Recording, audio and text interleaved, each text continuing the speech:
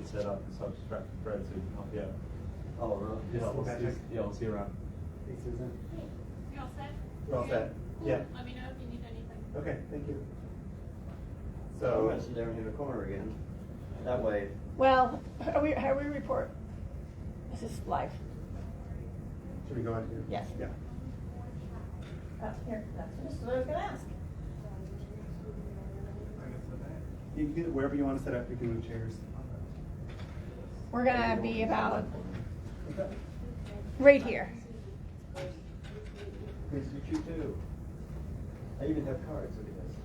I come prepared. Maybe I don't like. Or maybe I come not prepared, not prepared. I don't know. As they say, don't get over it. We had people that already guessed it from. I know. Yeah, yeah, I didn't go up to camera. With me, it's been. Hi. I'm in the way, sorry. Garrett? Yeah. All right. Sarah Woodbury. Hi. Mental Health. Nice to meet you. I'm gonna hide in the corner. Redstone. Fred, you guys Susan leave, you can't hide in the Susan corner. Gordon. I can't hide in the corner? You can hide. Sure I can't hide in the corner? Hi, Fred. I'm Sandy. We met years ago. Oh, yeah, we made it. So we're just trying to get order. So Adam, we're gonna go first. I have to lean in the corner. so- And then Sandy, Would you mind going second? No, wherever you need me. You just tell me Okay. and then. where to talk and how Want me to go long. third? Some of it'll Or be shall we, short. or? Let's do the farmers. Okay, yeah. Sandy, then the farmers. So Sandy, then Fred, and then. I don't have to go first. No, you're going third. Oh, thank you. I need to go first. Let's do the blood serum question and not the other one. Okay. Is that okay? So the blood testing? Yes. Yeah, okay. And is Jason, who the other, besides Fred, who are the other farmers? Jason and Art. Okay, And I and you're can- not speaking, right, Susan, you didn't want to I speak? mean, I can, but I think there's enough good Okay, stories. it's totally up to you. Lovely to have another woman farmer, visible. But no pressure. Yeah. No pressure. So why don't we do Fred and then, Art and then Jason? And then I can go and then Shelley can round up with the, or no, then Kevin should go and then I can go and then Shelley can go. Perfect. We just, 3 minutes, Any of folks. us? What's that? Huh? 10. Yeah, so 3 minutes, quick. 10 of us. So, So who do I go after? Yes. You- go after Jason who's not in here yet. Okay. I'll service it.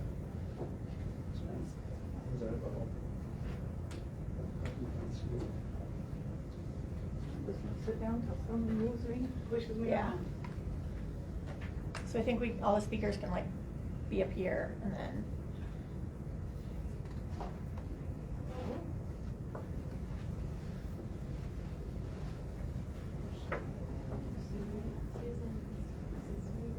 Are you press? I am, yes. Hi, Sarah Woodbury, Defender Health. Sarah, nice to meet you. Nice to meet you, thanks for coming.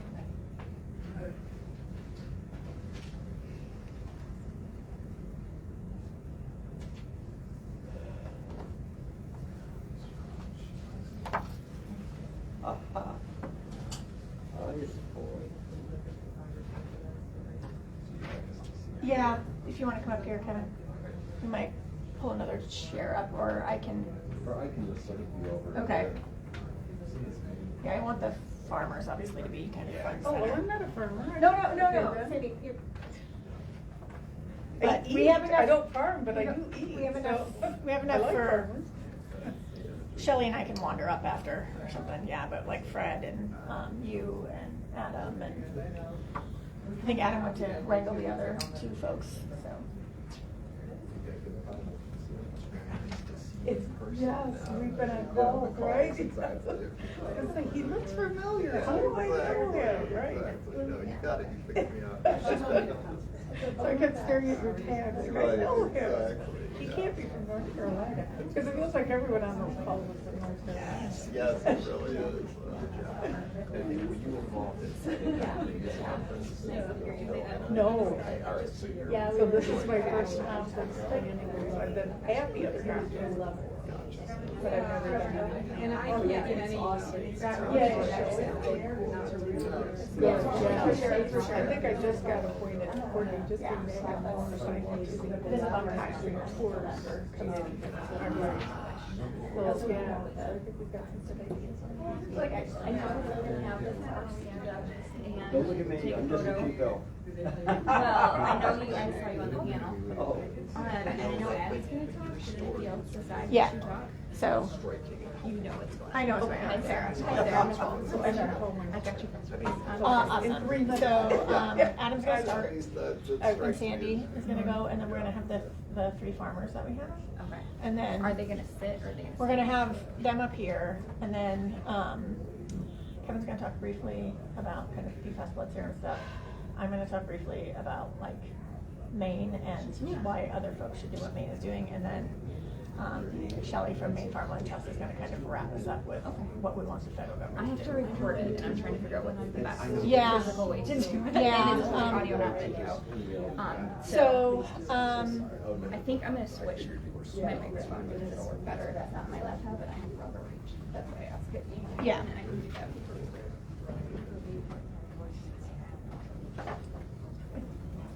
yeah, if you want to, yeah. And then also the other thing, Susan, is it's always nice to have a female farmer.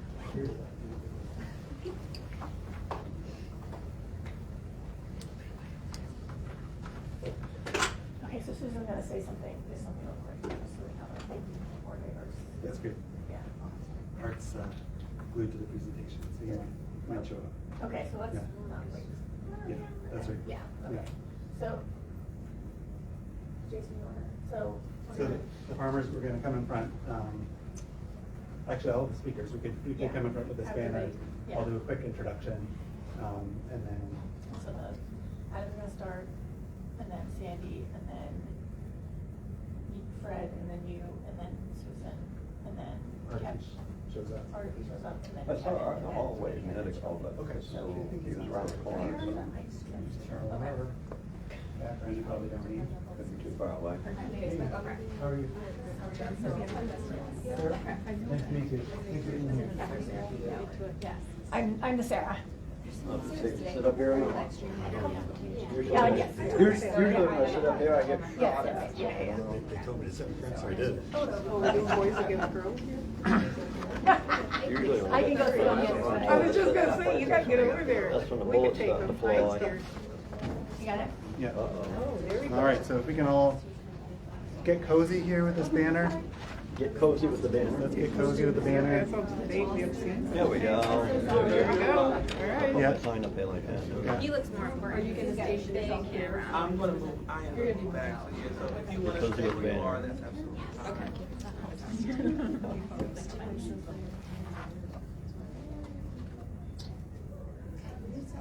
One more, I'm gonna get this one in here. Here's an impacted farmer who should be here in person. Oh, gosh.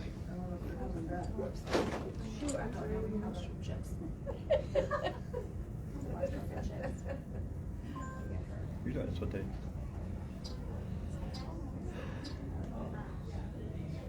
Okay, we good? Good. All right. Thank you so much for being here, everybody.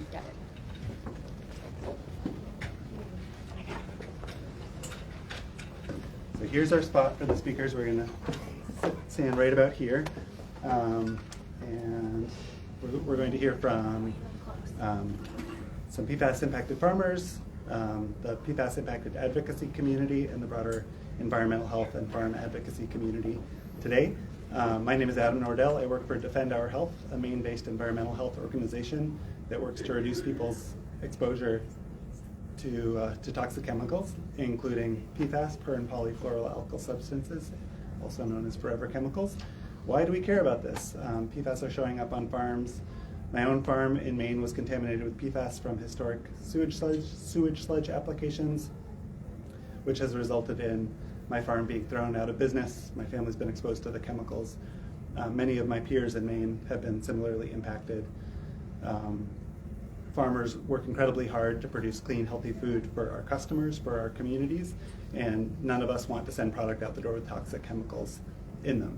We all have an investment in a clean, healthy food system. We all eat food grown on farms. So this is an issue that we all have an investment in. We'll hear in the next few minutes about impacts to farms across the country. We know this is a national issue. Across the country, it's estimated that 5% of U.S. farmland, or 20 million acres, has been spread with sludge without any testing before that sludge is applied for levels of PFAS. We know that the Department of Defense has identified about 4,000 high-risk farms near military sites where PFAS-laden aqueous stone forming foam has been used in firefighting training exercises. So we know this is not just an issue in Maine, where we've identified around 70 impacted farms. This is hitting farms across the country.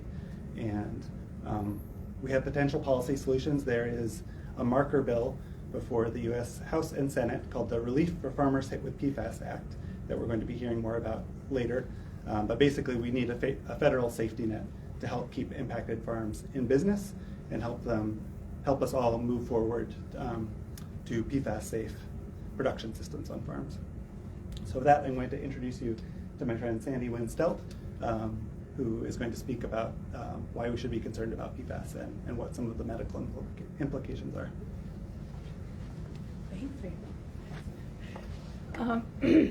My name is Sandy Wynn-Stelt, and I'm a co-chair of the Great Lakes PFAS Action Network.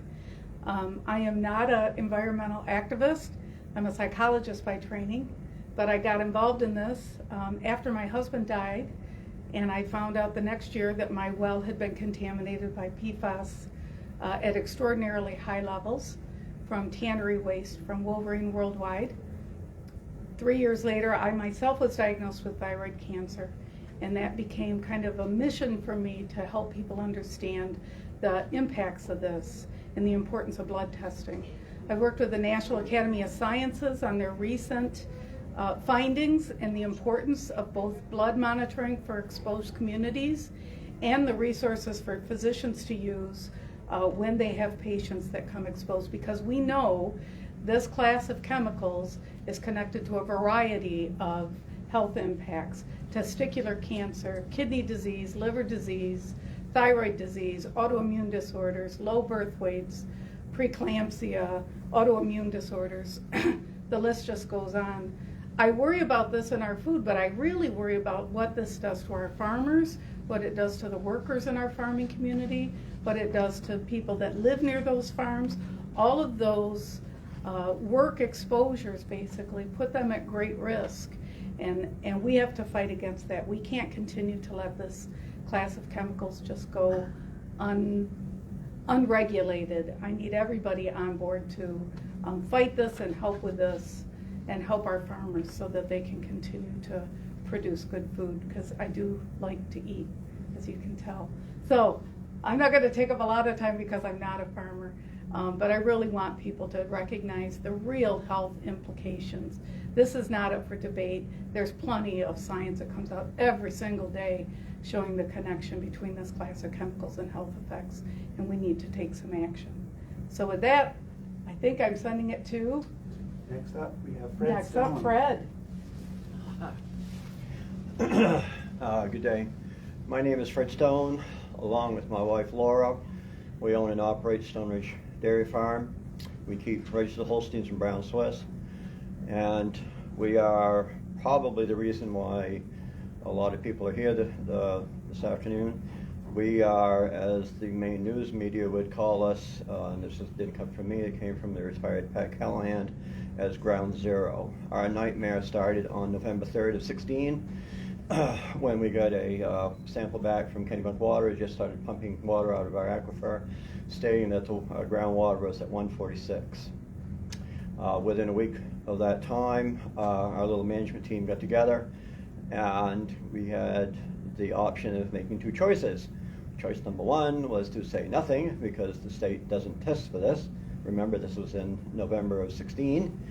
Our choice number two was to notify our dairy, which was Oakhurst at the time, Oakhurst Dairy, which is now owned by DFA, and inform the Department of Agriculture that there might be a problem. Obviously, we chose number two. State immediately comes out and does water sampling, and of course comes back fine. Oakhurst ran a milk sample that came back in December of 16, stating that our milk was at 1,400. And up until recently, or was the last few years, that was the highest one recorded in the United States. Up until that time, I had never heard of PFAS. The last time we had done any sludge spreading on our farm was in '04. We had done sludge spreading under the Maine Department of Environmental Protection's, well, you want to call it,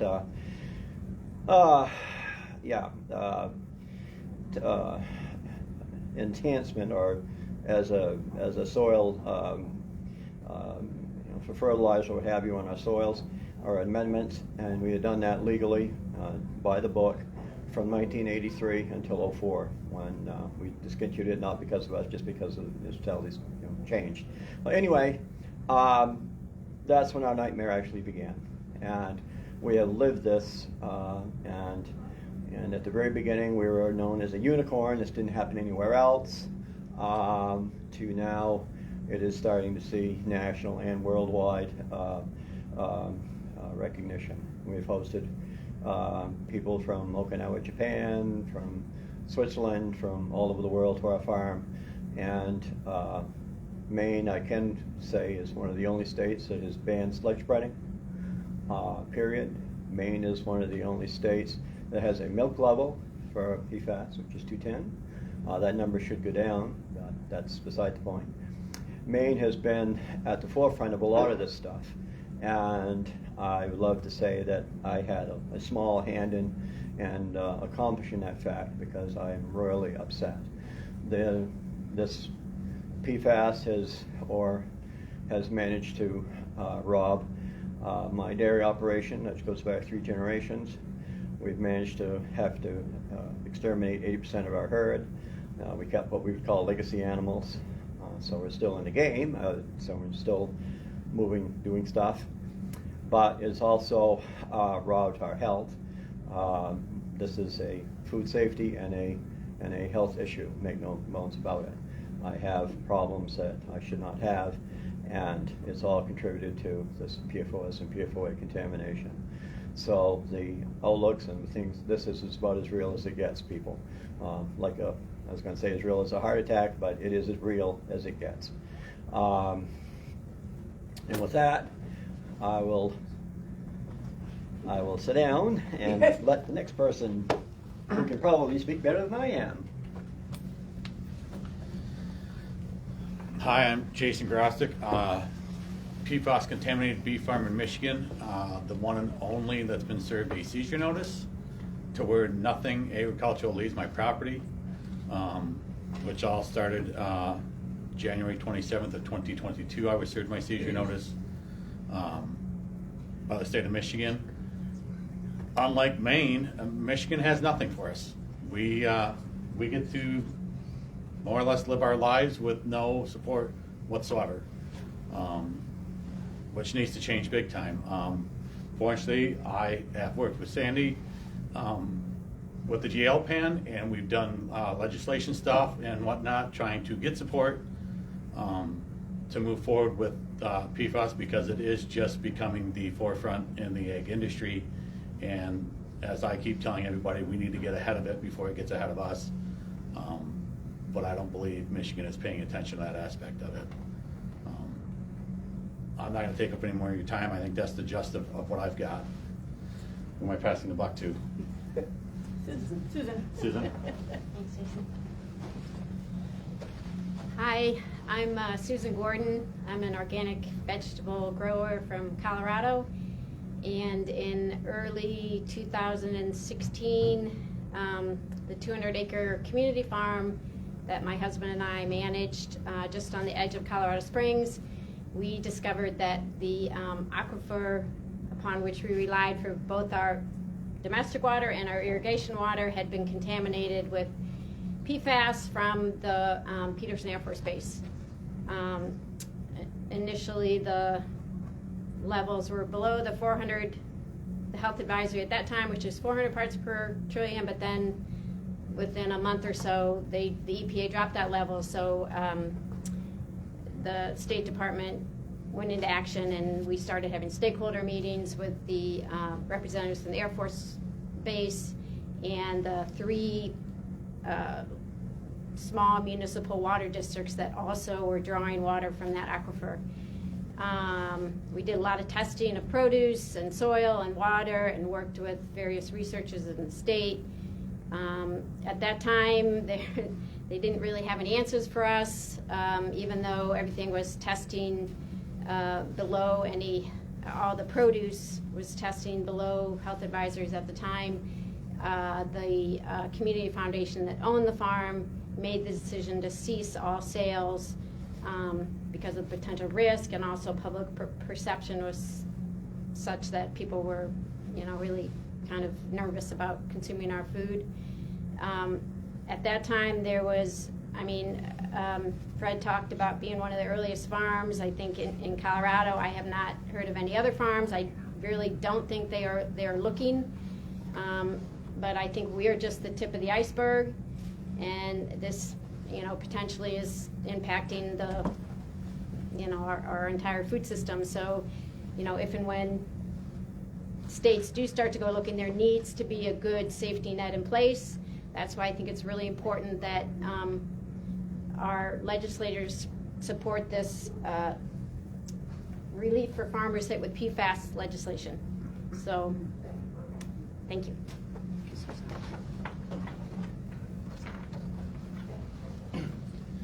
Hi, my name is Art Scott from Clovis, New Mexico. I'm here with my wife, Renee.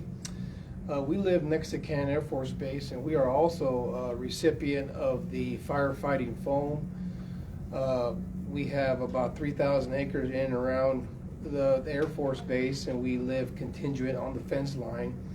And we have PFAS as high as 30,000 parts per trillion in our wells.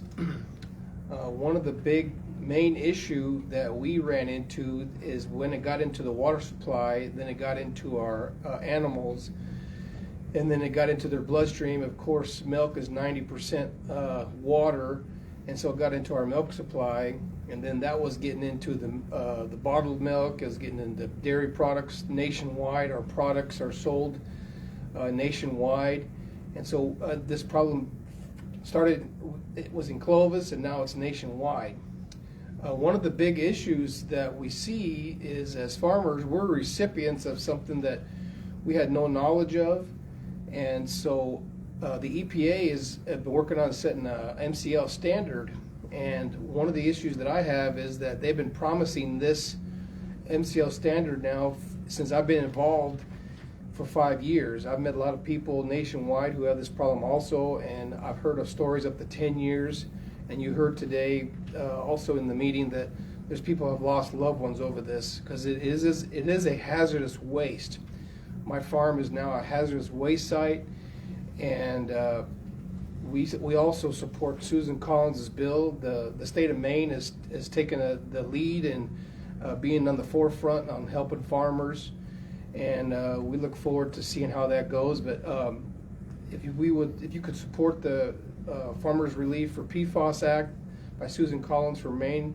The New Mexico legislators are also backing it. Senator Heinrich and Senator Lujan are also signed on, and so we appreciate you guys.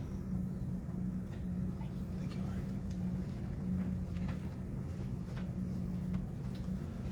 Hi, I'm Kevin Elliott. I'm a professor here at Michigan State University and a member of the Center for PFAS Research here. And I just wanted to comment briefly on National Academy of Sciences report that Sandy mentioned earlier that I was on the committee for, and how it relates to the efforts of these farmers. So one of the questions that faced us as a committee was how to advise clinicians when they have patients who may have been exposed to elevated levels of PFAS, whether they should be offered a blood testing. And one of the key findings of the report was we recommended that those who are likely to have a history of elevated exposure to PFAS, clinicians should offer them blood testing. And one of the groups that we mentioned might very well have an elevated history of exposure was farmers who have put biosolids onto their fields. And so I think one of the things that they're calling for is precisely what we're recommending. And one of the issues we mentioned in the report is that the principle of justice should play a central role in how we address these issues. And one of the things we said is that if there's not some sort of federal program for testing, then it can be difficult for a number of folks to actually be able to afford to get those blood tests and to have the counseling to be able to make good use of it. And so, one of the things that we can do for these kinds of communities is to have a program to provide funding for counseling and potentially for medical monitoring afterwards, but at least so that people can find out what their exposures are to inform their further medical practices, their clinicians, and their decision making going forward. Thank you. Good afternoon. My name is Sarah Woodbury, and I'm the Director of Advocacy for Defend Our Health.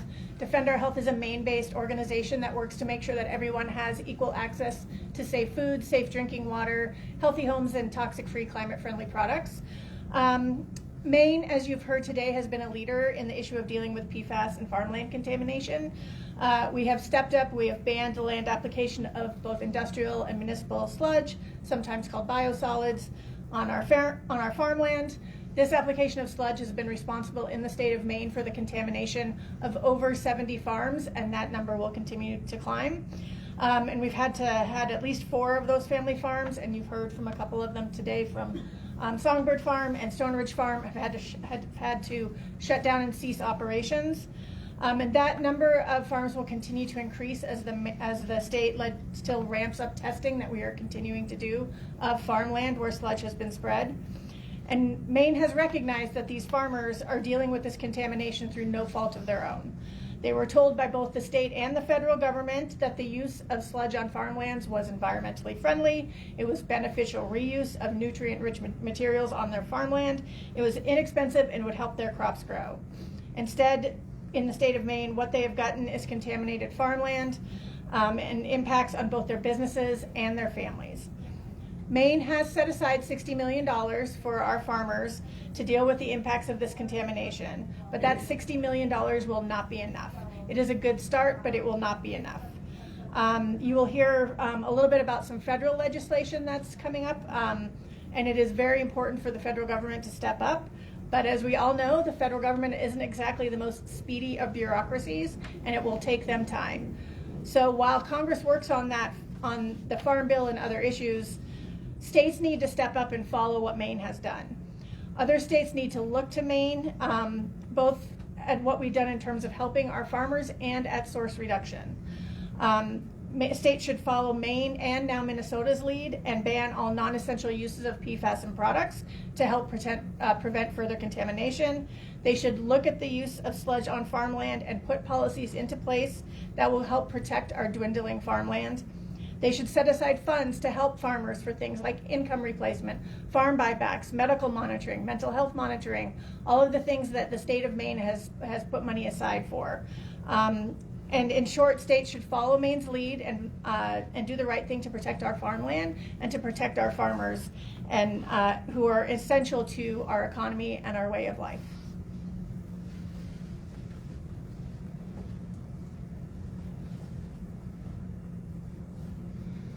Hi everyone, I'm Shelley McGuire. I'm the Policy and Research Director at Maine Farmland Trust. Maine Farmland Trust is a statewide organization that works to protect farmland, support farmers, and advance the future of farming. And we've worked closely alongside partners in the state to respond to the issue of PFAS contamination. So hearing from farmers today really affirms for me the necessity of a safety net for all those impacted by PFAS contamination.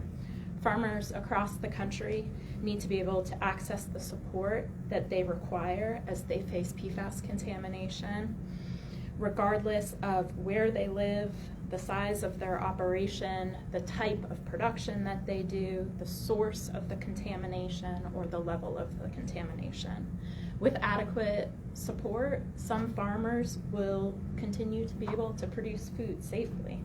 And that's really important to note, that the support needs to be there in order for that to happen. But without support, we require farmers to bear the burden of a problem that was not of their creation. The next Farm Bill, which Congress is currently working on, presents an unprecedented opportunity to respond as a nation to the crisis of PFAS contamination in U.S. agriculture. The Relief for Farmers Hit by PFAS Act was introduced by Maine's congressional delegation, led by Senator Collins, but a fully bipartisan effort earlier this year, with the intention that the proposed language be incorporated into the eventual Farm Bill. The House and the Senate Agriculture Committees are currently drafting the next Farm Bill. We urge them to listen to those in this room speaking out about how contamination has impacted them. We ask them to respond to a crisis that is unfolding across the country. The Relief for Farmers Hit by PFAS Act is an act that is modeled after Maine's response, which Sarah just described. It would allow for states to apply for grant funding so that they could provide a comprehensive safety net of support to farmers in their state as they discover contamination of their land and as the state may enact certain regulatory measures.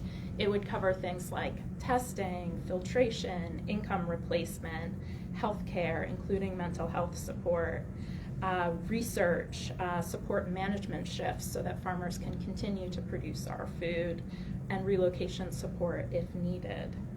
So a call to action for everyone in this room and those listening in, listening to this news coverage, is to reach out to your elected officials and talk to them about your concerns about PFAS contamination.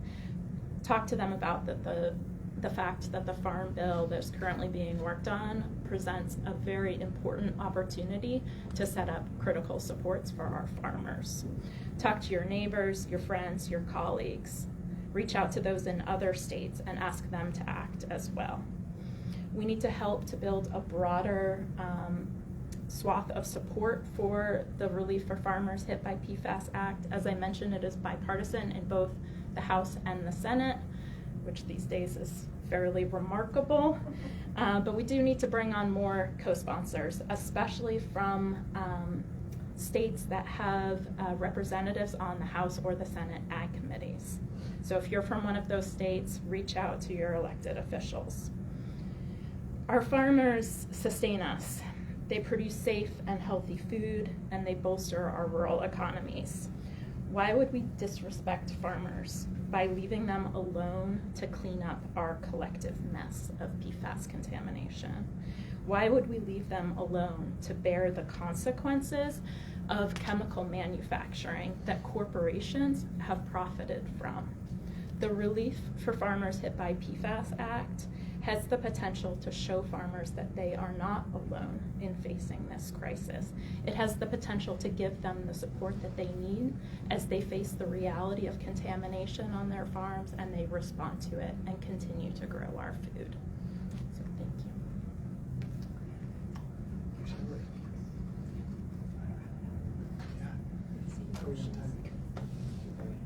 you. Well, I think we have the room until 3 if anyone has questions. For the farmers that would like to, can you describe what early indications that, or if there's maybe one or more, that you thought maybe something was wrong, or I know some had said some people came to you with the results, if that's something that you noticed that made you question what's happening, and then describe the process of what happened to the farm in either, vulnerabilities or, essentially the process of loss, if you are willing to share. Want me to go first? Okay.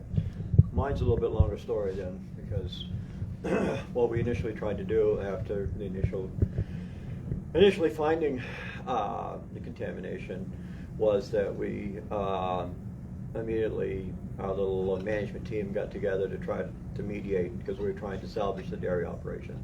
3-generation farm, this is what we wanted to do. Okay. So our little management team got together again when we found out that our milk number was 1,400 and we were suspended from shipping milk, obviously. And so again, there was nothing out there. The only studies that we could actually come from, I have my close friends also, my veterinarian, which is kind of handy in some respects, at least he thought it was, or I thought it was. And so what happened in that respect was that the only studies that were out there were studies that were in China. on how to remediate this thing. Hence why my water filtration system, which is a GAT system, which stands for granulated activated charcoal, my system went online on May 15th of 17. It's the first GAT system that was in the state of Maine. My GAT system is set for 15 gallons a minute and has a 25% redundancy built into the system. My system costs just south of $30,000 or 23 and change, whatever it was, and it also comes with a $5,000 a year maintenance fee. Kennebunk Water, by the way, who sent us the letter stating that the water in the aquifer was contaminated, their GAT system never went online for another year after that one. Their system is set for 1,000 gallons a minute, to give you an idea of those perspectives and what we're talking about. Again, we did not realize that the land was contaminated. We thought that we could cleaned up the water, immediately brought in clean feed, thinking that all's going to be right with the world. It wasn't. And by the way, we were paying for all these testings and all this stuff as we were going along. The state, in between, the Department of Environmental Protection came out and did grit testing on the farm. My hot field is just under 1 million. Yes, that's 1 million. The state's acceptable number is 6.7, I believe, Adam? Right. For feed that you can safely feed to dairy animals. Okay, so that gives you an idea of the level of contamination my field's at. Now, the other thing, key thing you want to take from that is that the last time that there was any sludge spraying done on that farm was in 04. Okay, a little bit of a time frame switch. So again, we're trying to clean the dairy operation up. We were able to get the cows to non-detect. That is possible. It took us 18 months. You can almost set your watch by it.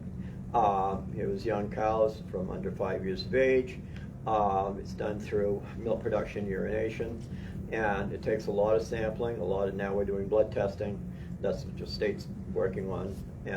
But at the initial, it was all done by milk testing, and the only accredited lab was Vista Analyticals out in California. When we were at the Wilmington conference a year ago, the lady who ran Vista Analyticals came right over and shook my hand and said thank you, since I gave her $40,000 the year before. So I thought that was kind of nice for testing that I paid for. Anyway, that was how we were able to do it. We did get them down to non-detect. We got our milk license back. We went back to shipping milk again. All's right with the world. Correct? Wrong. We ran into a secondary bit of contamination, and it came from cornmeal. So I know we were talked about corn being the savior of some of this. Well, it's not in my mind, or it could come from soybean, but ours was cornmeal. It came from Gold Star, and I swore on a stack of Bibles that they were outsourcing their grain, and they weren't. They were getting it locally, and they could have come from contaminated fields. Who knows? We did not do our due diligence by testing each load, which I was trained a long time ago that I should. Every time a grain load comes into the farm, I should test it. Put it in a baggie, throw it in the freezer.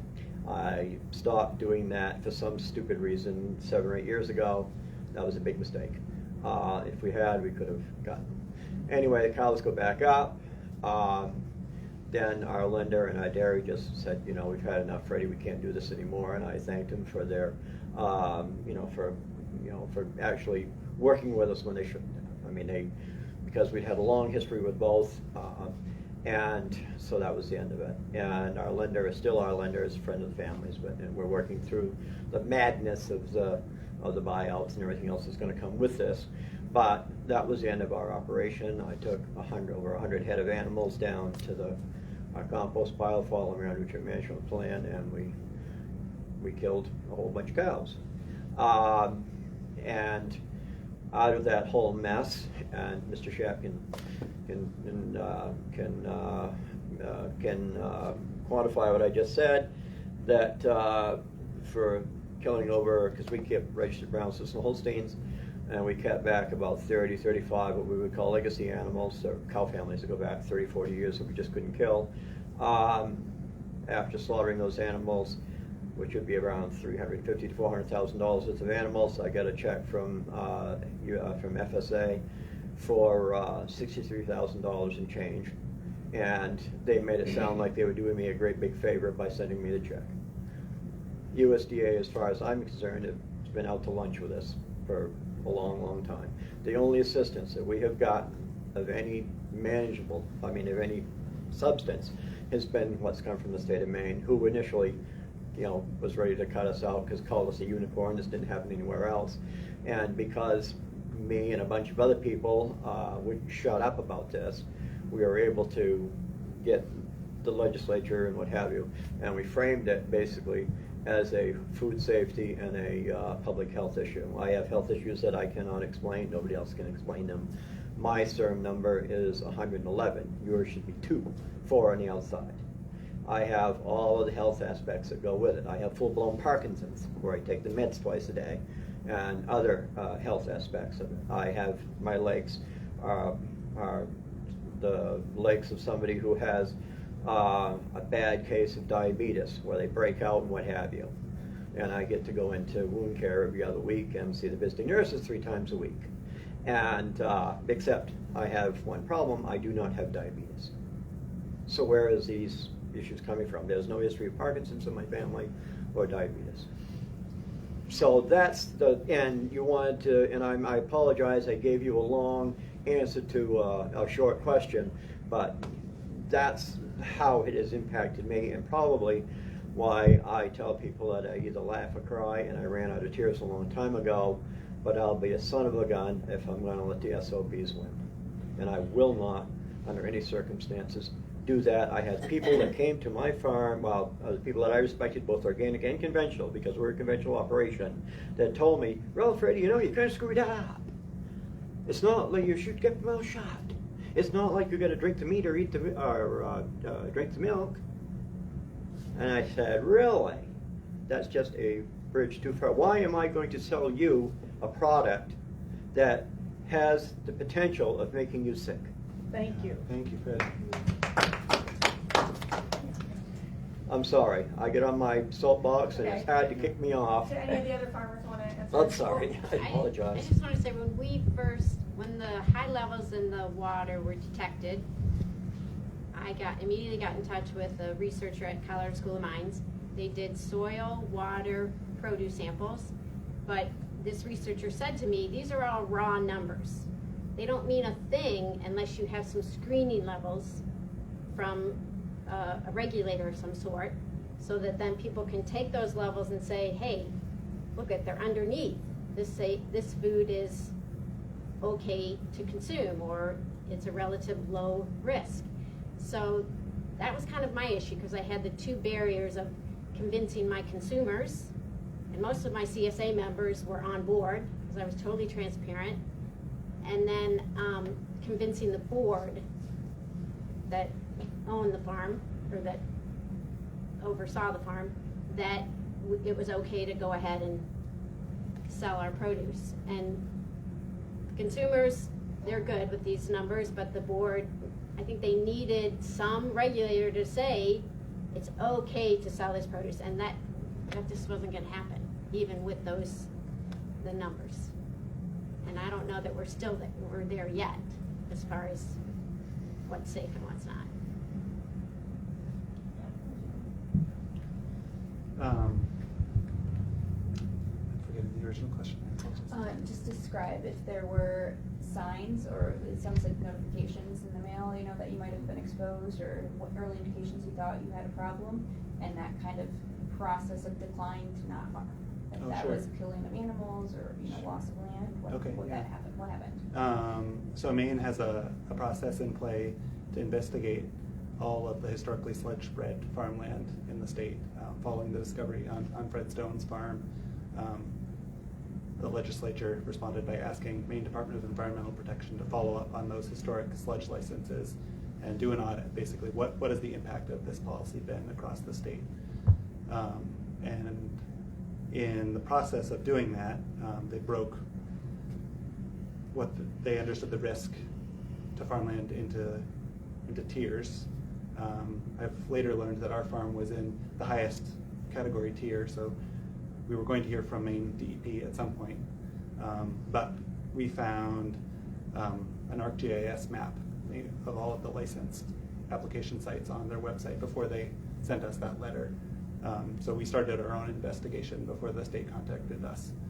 And it was a good thing that we did, because our water was severely contaminated, our soil was severely contaminated, and we had an ongoing, incrementally increasing daily exposure based on living and working in that environment. So we made our initial discovery. We realized some of our crops were impacted. This is a nightmare no farmer wants to wake up to. We called all of our customers and said, we're in a situation that we don't fully understand. We're terrified, and we want to do the right thing. So until we get clarity, until we get advice from a regulator, as Susan said, we need to take the precautionary principle here and say that these chemicals do not belong in our food supply. So we pulled all of our products and then did more testing. And we thought we had a path forward. It is possible on contaminated farms to produce clean food that tests non-detect for PFAS. We had even on our very contaminated soil crops that were testing non-detect. But once we assessed our personal exposure, we learned that there's, while it was possible to produce clean food there, it was not possible to do it safely for our family. And so that led to the immediate shutter of the business. Other question? Or Art, did you want to? Sorry. Go ahead. No, I just wanted to add, we saw a reduction in milk production. We started seeing we had problems with the cows breeding. We brought in nutritionists and specialists from the state, and they couldn't answer our questions. And then when we found out of the contamination in the water, it hit us like a rock, because our cows were not performing. And one of the effects of PFAS contamination is it affects the mammary gland, it affects mothers, affects kids and babies. So we knew that the animals have the same thing. And that's when we started seeing it, And like Fred, we put down many cows, and we buried them on the location. And we got help from the state also. And New Mexico is not as good as Maine, but it's pretty close. But we had to put them on site because it's a hazardous waste, and you just can't bring them to a landfill, because then you would contaminate their landfill. And the state denied us to move those cattle off site. We even tried to sell the cattle, but we got a letter that it would be a federal offense. It is. It would be that you could be put in jail. So anyway, we just kept them on place and just killed them. I mean, not killed them, but euthanized them. Thank you.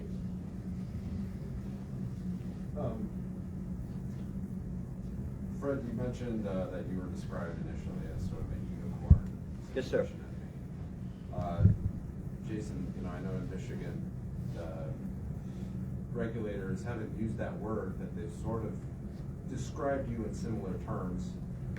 I guess I'm wondering, for anybody who wants to answer this question is open for anybody. Is there something about farms in Maine, or something about farming in Maine, like the sludge application on the farming in Maine, on the Maine farms, or the source of contamination in the sludge, that would account for so many farms in Maine having issues, right? And I'm trying to get at this idea of like, okay, so it's being found to a high degree in Maine.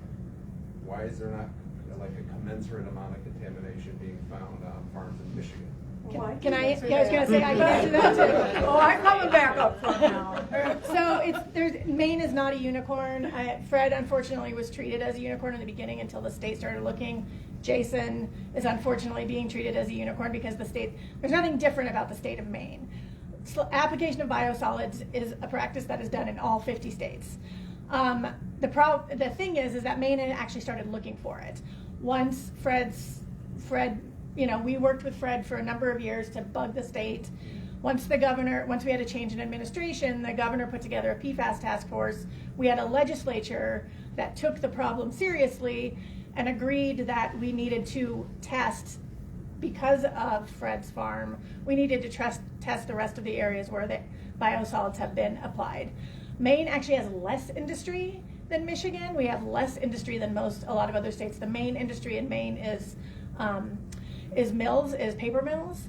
We have no 3M plants. We have, no DuPont.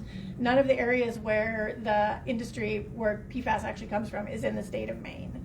And so it's just that the state of Maine said, we want to make sure that we have a clean food supply. So the state is literally testing every location where biosolids have been spread in the state of Maine, and then they consecutively go out from that and test. If it tests high, if a drinking water well tests high, then they'll go out another half a mile and test, and then they'll go out another half a mile and test. Now it might be that some places, just because of the way, so for like Tozier Farm in Fairfield, which was the second farm that was found, which had ludicrously high numbers, higher than Fred's, because of the way it was situated, kind of the sludge ran downhill and contaminated about 300 residential wells around them. So from that perspective, some of that is happening just based on the land application, what they're next to, all of that type of stuff. But in terms of Maine, something being different about Maine, it's just Maine is looking. And I know Sandy wanted to also. Yeah, I think the reason we're not finding it in Michigan is because we refuse to look because we're scared to death. I think, we have an auto industry, this, that was huge, that used plating factories. We have tanneries. We have all sorts of ways that PFAS has contaminated things. I think our Department of Agriculture in the state of Michigan knows as soon as they start looking, they're going to find it. And then, oh my God, what's going to happen? Now, I don't say that to say those folks are evil. What I think is happening is they're terrified. We don't want to put farmers out of business, and we need to figure out some safety net to put in place. And that's what I know my group and other groups are asking for, that our state legislature needs to model after what Maine did, probably ×3, to protect the farmers that we have in the state of Michigan, because Jason is a perfect example of what's going to happen when we start looking. So I don't think anybody's naive enough to think we don't have this issue. Is there a type of testing that happens that we're not doing in Michigan? 'Cause No. Michigan says that we don't have standards for it, that the USDA doesn't have standards, and so there's nothing to test against. But Maine's got some. Well, we created them. They We created created We them. created. Yes. If I can go back to your initial question, the other thing that the state of Maine did in their sludge spreading program, again, I was involved in this from '83 until '04, is what the state of Maine did right, or our Department of Environmental Protection did right, was they kept very good records on where the material came from and where it went. Other states in New England, standards are laughable. Connecticut, I think they just threw it in the wind. New Hampshire would be pretty close to Maine, but not quite as good. I cannot comment about Vermont and New York State, but I can state that in Maine we kept very close records, okay? And the bill that Sarah's talking about, how that basically got passed and how a lot of the legislation in Maine got passed, was that we framed it as a food safety and a public health issue. And how that one actually got through was, I'm a nut when I'm keeping records. And I go back from the time I bought the farm from my father in '77, I keep all my correspondence. I pulled out a 1986 permit from the Department of Environmental Protection on a sludge fund, one of our sludge spreading sites, and it states that on their masthead that this material will not contaminate any water of the state of Maine. This material will not present a health hazard, and there's a laundry list.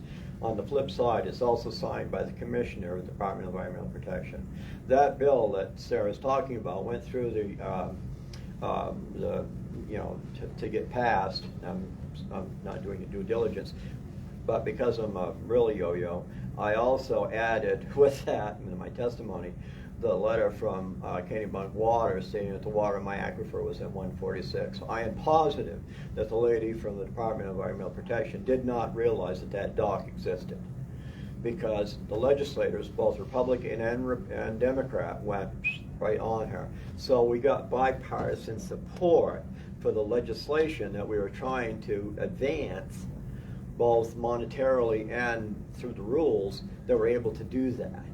Now, whether Michigan has that type of stomach to do that, but I've heard, and as a dairy farmer friend that's in Michigan, and since 19 has been in touch with me continually, and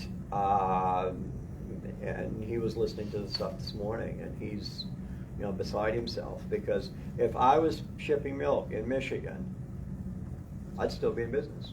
I would still be shipping milk. My cows could still go to market. All would be right with the world. And I will say that the standards that Maine put into place are based on the EPA's current advisory standard for 70 parts per trillion for PFAS in drinking water. It's too high. And so what Maine initially did was, in terms of the sludge spreading, initially they said, okay, we realize that sludge spreading seems to be the concern and the problem here. We're going to test all of the municipal and the industrial sludge before it goes out to be spread.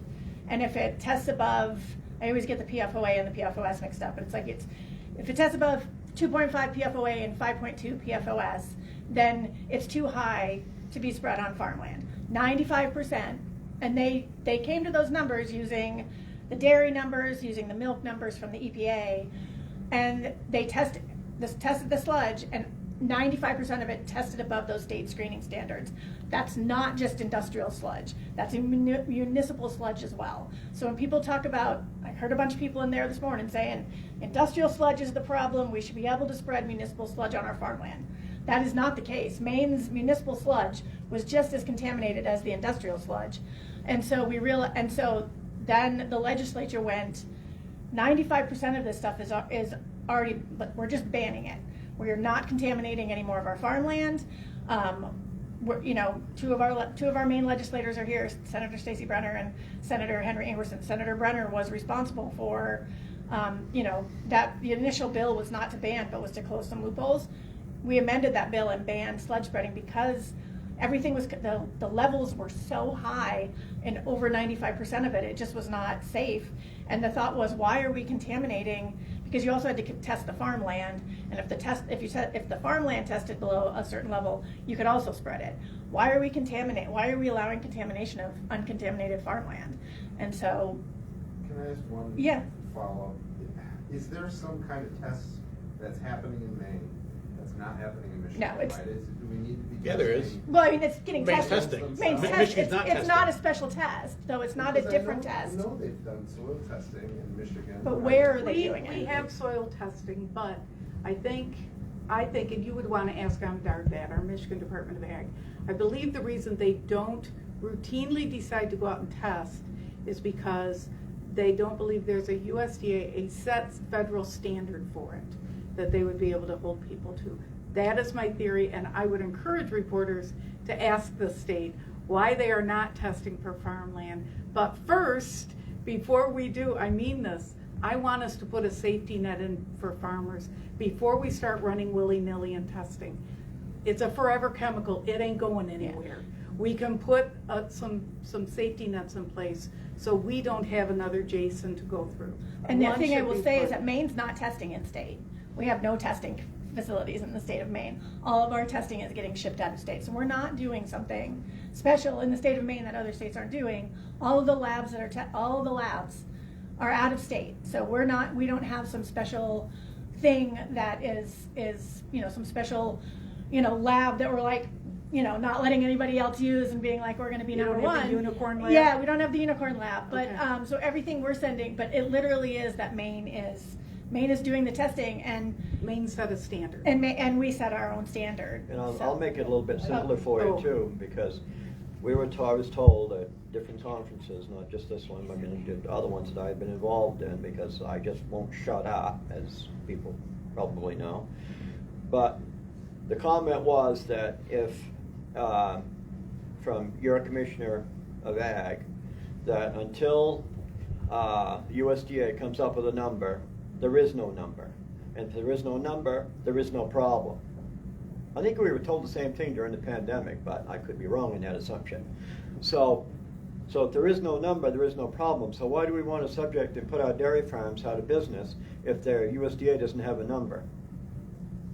And I do know that like Senator Collins and them have been bugging USDA to do just that. And I'm sorry, you had a question. No, it's okay. This is along the lines of the safety net, but I'm curious, Mr. Grostek, considering the comparison between your experience and Mr. Stone's experience, like, what has the response from regulators been in Michigan, like MDARD, both in terms of what they've done with your situation and your property, and their attitude toward you?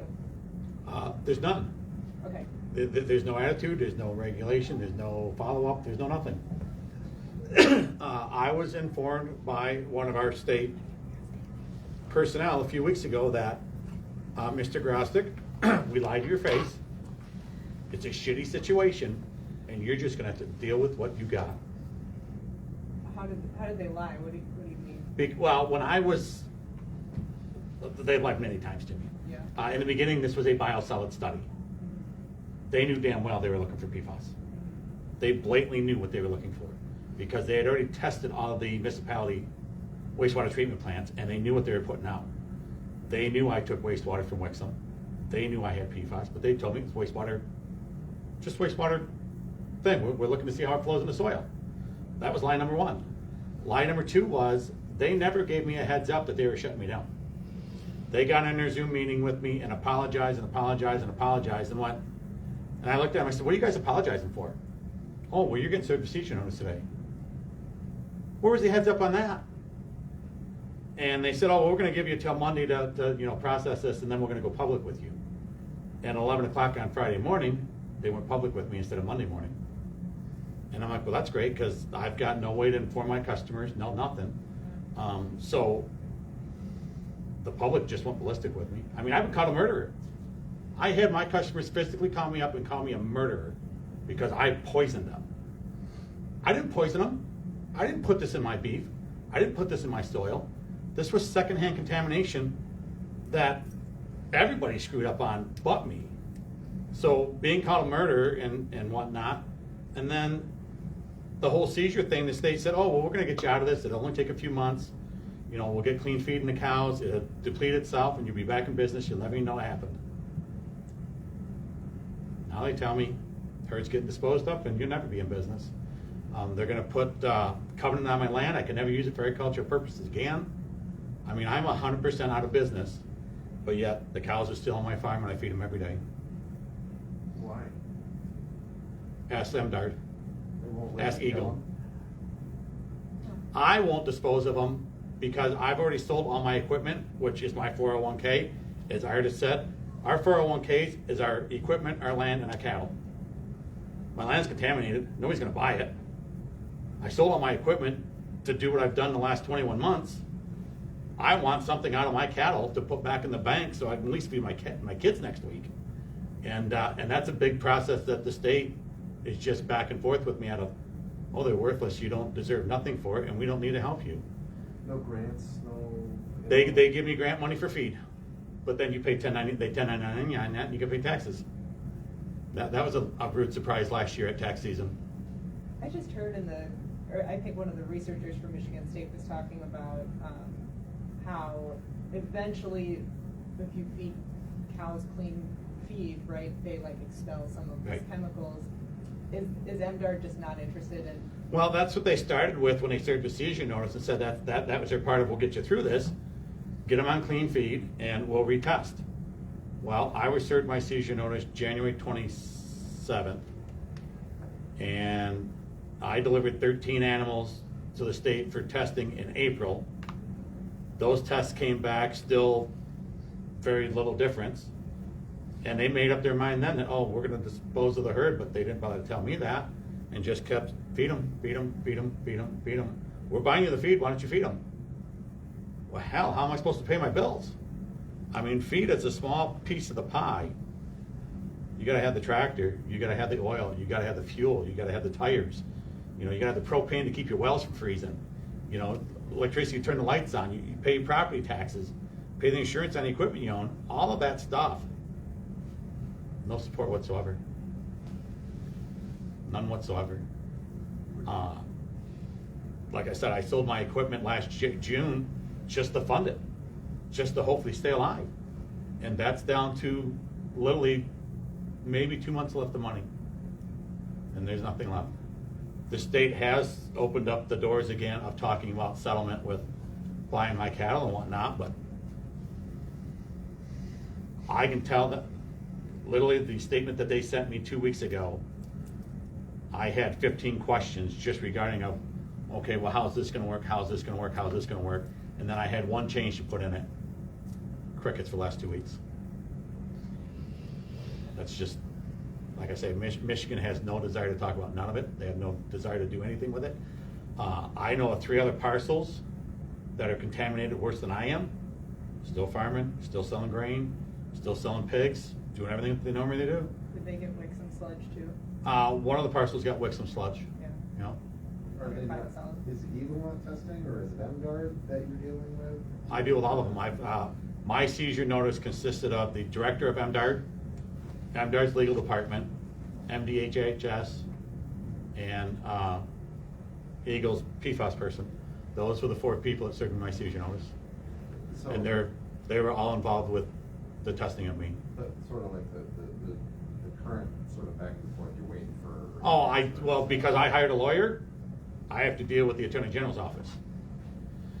And I don't know what the deal is by our Attorney General's office, but I've seen paint dry faster. We're Yeah. at time, unfortunately. Thank you, everyone, for coming. Thanks for covering the PFAS story in Michigan and across the country.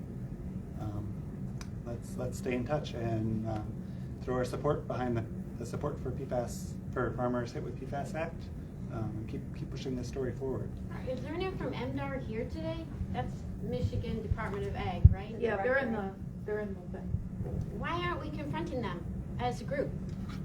Well, don't beat them up, I mean, you know. No, but I mean, She's an inviting older them lady, into the give her room a and asking them. Yeah, You can walk over next morning and That's go right. right. Like, don't beat her up, we I can confronted take her, the, but let's not do that, director come on, of we got Eagle.